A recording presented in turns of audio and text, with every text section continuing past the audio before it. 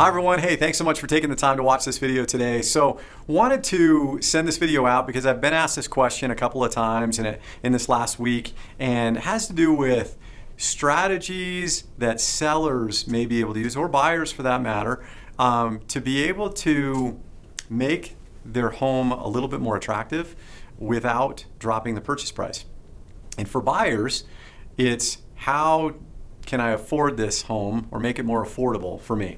And it all centers around this pain point of affordability, which is common in the marketplace right now. We've seen some softening with home values. However, I would say, in my opinion, it's still a seller's market, but it's just a softer seller's market.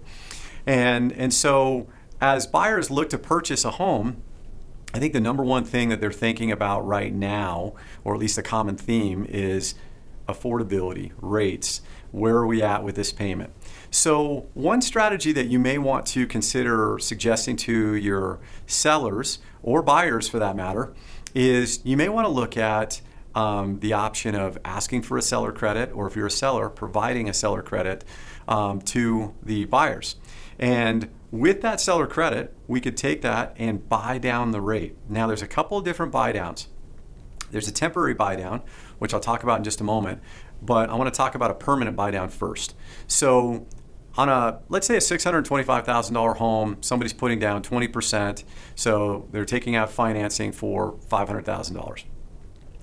With that scenario, they could buy down the rate by about a half a point, and it would cost anywhere between, if it's a $500,000 loan, it's going to cost anywhere between about $5,000 and about $7,500. Okay, that's just kind of a general range, but that's accurate as of today. With that, they'll get a half a point lower. How much is a half a point lower? About $155 lower on their payment per month.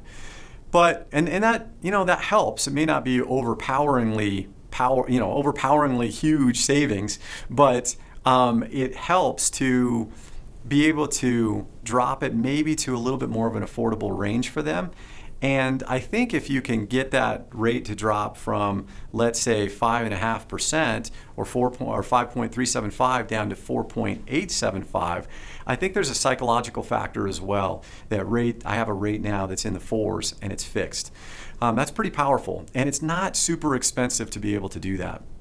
So that's something that you could consider with your clients. The second option of this, you could do a temporary buy down. So still taking advantage of a seller credit. And with a seller credit, what we can do with a temporary buy down is we can buy the rate down temporarily for the first 2 years by 2 percentage points lower than where market is right now for year number 1, and then 1 percentage point lower for year number 2, and then it transitions to the normal, let's say 5.5% rate. So theoretically, somebody could start off with a 3.5% rate, then go to a 4.5% rate year number 2, and then to the 5.5% rate. That's a little more of an expensive buy down on a $500,000 loan. It's probably going to cost somewhere around a little over $10,000.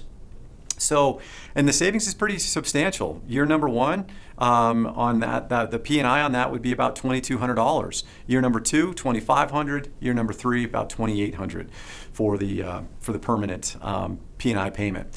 So hopefully that gives you a little bit of an idea. Again, this is using a $500,000 loan amount, so it's going to change a little bit with lower loan amounts, but it's something that you can put in your toolbox and use for sellers and hopefully entice more buyers, more offers in on that home that you have listed. Hopefully that information is helpful to you. If you have any questions on this, feel free to give me a call or shoot me an email. I'm always happy to help. Thanks so much for watching. Have a great day.